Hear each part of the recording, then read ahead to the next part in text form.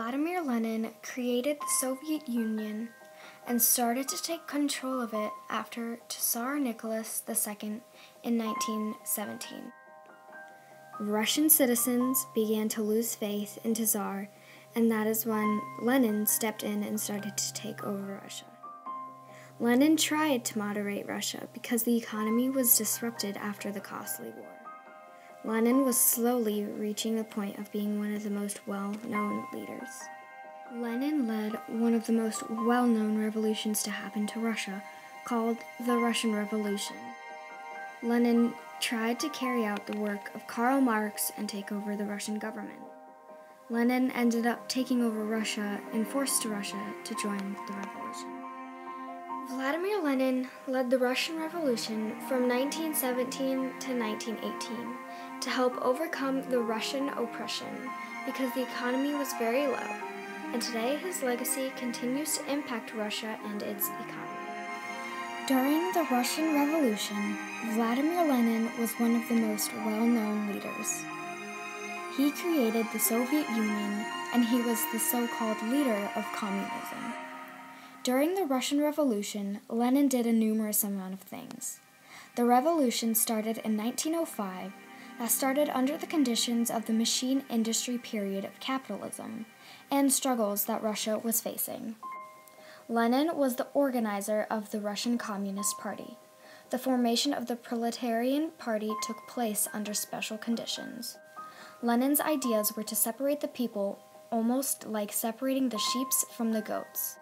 Lenin's goal was to create this Russian Communist Party, and he had this Marxist plan under Russian conditions. Lenin introduced NEP, the New Economy Policy, or the Agriculture Policy, where major businesses would still be controlled by the government, like heavy industry, banks, and other financial institutions, allowing small businesses to be held privately, like by regular citizens. As a result of this policy, agriculture began to boom in Russia. This sector of the economy was growing much faster than the heavy industry, like production of trucks, tractors, etc. To keep the income high, the factories began to sell their products at higher prices.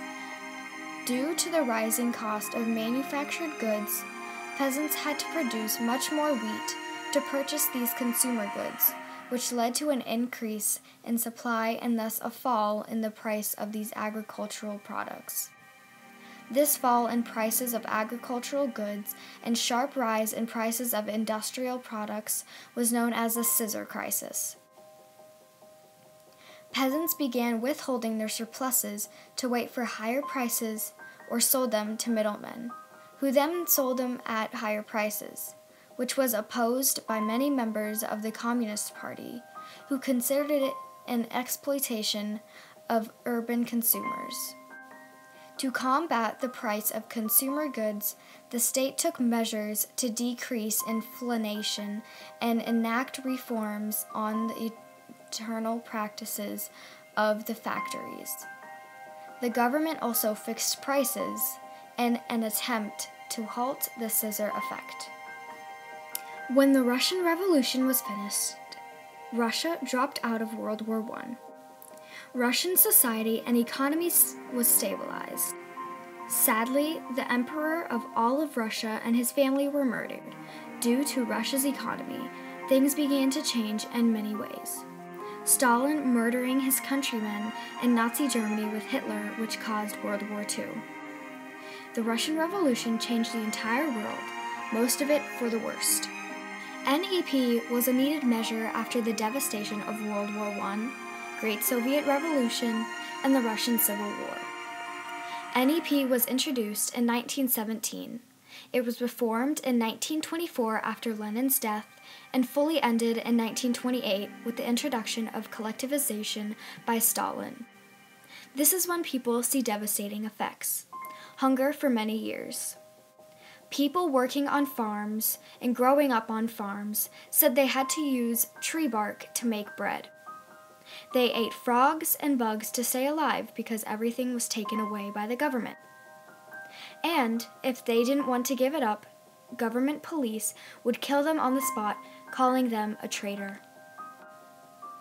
The Russian Revolution made Russia the first communist nation in the world.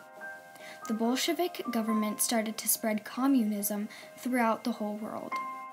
This eventually led the Soviet Union into a superpower. Lenin played a huge role in communism and leading the Russian Revolution until his death of January 21st, 1924. Lenin made his mark on this world, which made a difference in who we are as people today. В марте текущего 1919 года в Москве состоялся международный съезд коммунистов. Этот съезд основал Третий коммунистический интернационал, союз рабочих всего мира, стремящихся к установлению советской власти во всех странах. Первый интернационал, основанный Марксом, существовал с 1964 по 1972 год. Поражение геройских парижских рабочих знаменитой Парижской коммуны означало конец этого интернационала. Он незабываем, он вечен в истории борьбы рабочих за свое освобождение. Он заложил фундамент того здания Всемирной социалистической республики, которые мы имеем теперь счастье строить. Второй интернационал существовал с 1989 по 1914 год до войны. Это время было временем наиболее спокойного и мирного развития капитализма, временем без великих революций. Рабочее движение окрепло и возмужало за это время в ряде стран, но вожди рабочих в большинстве партий, привыкнув к мирному времени, потеряли способность к революционной борьбе. Когда началась в 1914 году война, залившая землю кровью в течение 4 лет, война между капиталистами из-за дележа прибыли, из-за власти над малыми и слабыми народами, эти социалисты перешли на сторону своих правительств. Они изменили рабочих, они помогли затянуть бойню, они стали врагами социализма, они перешли на сторону капиталистов. Массы рабочих отвернулись от этих изменников социализма. Во всем мире начался поворот к революционной борьбе. Война показала, что капитализм погиб. Ему на смену идет новый порядок. Старое слово «социализм» опозорили изменники социализма. Теперь рабочие, оставшиеся верными делу свержения иго капитала, называют себя коммунистами. Во всем мире растет союз коммунистов. В ряде стран победила уже советская власть.